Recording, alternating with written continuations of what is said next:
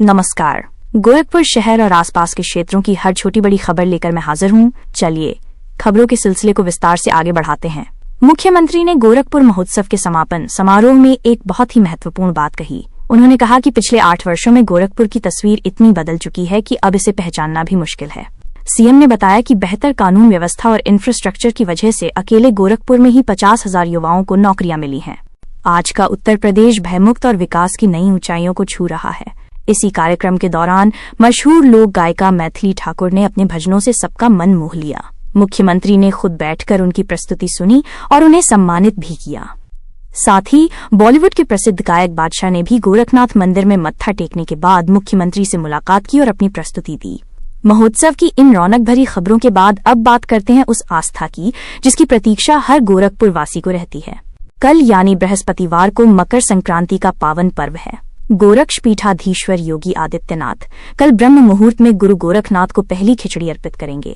इसके साथ ही 1 महीने से चला आ रहा खरमास भी समाप्त हो जाएगा। मंदिर में उत्तर प्रदेश के साथ साथ बिहार और नेपाल से भी भारी संख्या में श्रद्धालुओं का आना शुरू हो गया है। शहर के बुनियादी ढांचे को सुधारने की कवायद भी तेज हो गई है। शहर को स्मार्ट बनाने की दिशा में एक बड़ा कदम उठाया गया है। सीएम ग्रिड योजना के तहत 175.60 करोड़ रुपए की लागत से बेतियाहाता से अलहदादपुर और अन्य 2 प्रमुख सड़कों को चौड़ा और सुंदर बनाया जाएगा। सबसे अच्छी बात यह है कि यहां बिजली के तारों को जमीन के अंदर यानी भूमिगत किया जाएगा। दूसरी ओर परिवहन निगम ने माघ मेले के लिए 450 बसें चलाई हैं जो रेलवे बस स्टेशन से यात्रियों को प्रयागराज लेकर जाएंगी। वहीं मौसम की बात करें तो तापमान में थोड़ी बढ़ोतरी हुई है जिससे ठंड से राहत मिली है। मंगलवार को अधिकतम तापमान 22.5 डिग्री सेल्सियस दर्ज किया गया। विकास और मौसम के साथ साथ हमारे शैक्षणिक संस्थानों से भी गौरवशाली खबरें हैं। शिक्षा के क्षेत्र में दीनदयाल उपाध्याय गोरखपुर विश्वविद्यालय के प्राचीन इतिहास विभाग के प्रोफेसर राजवंत राव और प्रोफेसर प्रज्ञा चतुर्वेदी को भारतीय संग्रहालय कोलकाता का बोर्ड सदस्य चुना गया है। ये पूरे गोरखपुर के लिए गर्व का विषय है। स्वास्थ्य जगत की बात करें तो 16 से 24 जनवरी तक जिले के सभी कस्तूरबा विद्यालयों में छात्राओं के लिए विशेष स्वास्थ्य कैंप लगाए जाएंगे और उन्हें जूनियर पिंक कार्ड जारी किए जाएंगे।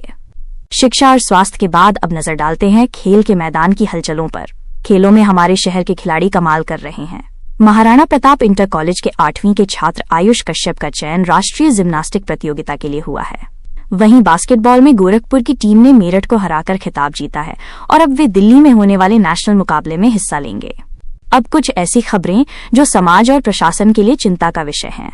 नगर निगम प्रशासन इन दिनों कान्हा उपवन में पशुओं की व्यवस्था सुधारने में लगा है क्योंकि हाल ही में गोवंश की मौत का एक वीडियो सोशल मीडिया पर वायरल हुआ था। वहीं एक दुखद खबर रेल विहार इलाके से आई जहां एक इंजीनियर के घर में शॉर्ट सर्किट से आग लगने के कारण करीब 30 लाख रुपए का सामान जल गया। अच्छी बात यह रही कि परिवार के सभी सदस्य सुरक्षित हैं। रेलवे कर्मियों के हंगामे की भी एक खबर आई जिसमें पुलिस ने नशे में धुत 3 कर्मियों को हिरासत में लिया है। अब बात करते हैं अपराध और कानून व्यवस्था की। अपराध जगत की खबरों में सबसे दुखद घटना जगदीशपुर से है जहां 5 साल के एक मासूम बच्चे की गड्ढे में डूबने से मौत हो गई। इधर पुलिस ने पिपराइच छात्र हत्याकांड में 7वें आरोपी विनय को गिरफ्तार कर लिया है। विनय पर हत्या में इस्तेमाल हथियार सप्लाई करने का आरोप है। वहीं Chauri Chaura double murder case में पुलिस ने अब तक 6 संदिग्धों का पॉलीग्राफ टेस्ट पूरा कर लिया है जिसकी रिपोर्ट का इंतजार है। रजही डकैती कांड की जांच में पुलिस को महराजगंज के एक और आरोपी का सुराग मिला है।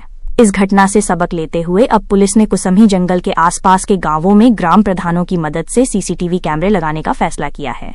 तो ये थी आज सुबह की गोरखपुर और आसपास की प्रमुख खबरें। हमें कमेंट करके जरूर बताएं कि आप ये बुलेटिन गोरखपुर के किस इलाके से सुन रहे हैं।